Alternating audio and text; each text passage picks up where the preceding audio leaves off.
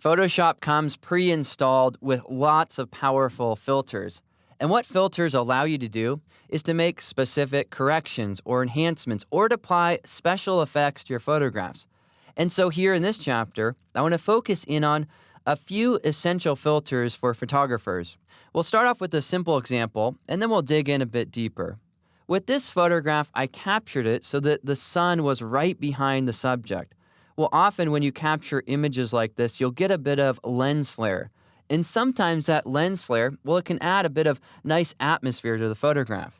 In this case, I didn't quite get it, so I want to add some lens flare to the image. Here you can see in the layers panel, I've duplicated the background layer, and I have the top layer, which is called lens flare. Let's work on this layer so that we can apply the filter to a new layer so that we can then turn it on and off to see how it looks.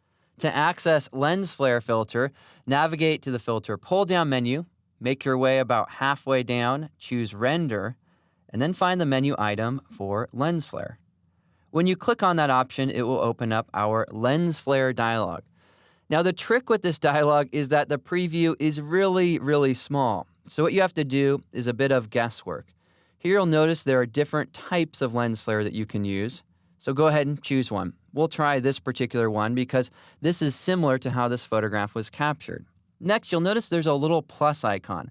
Well, you can click and drag that around to change how the lens flare is going to affect the image. And here in this case, what I want to do is bring it over here because this is really where the sun was in this photograph. Then we can control the overall brightness. Here, I recommend you swing this so that you reduce or increase this amount so that you can find just the right spot for your lens flare effect.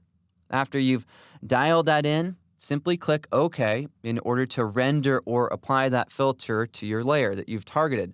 In this case, we selected the lens flare layer, so that's where this filter was applied.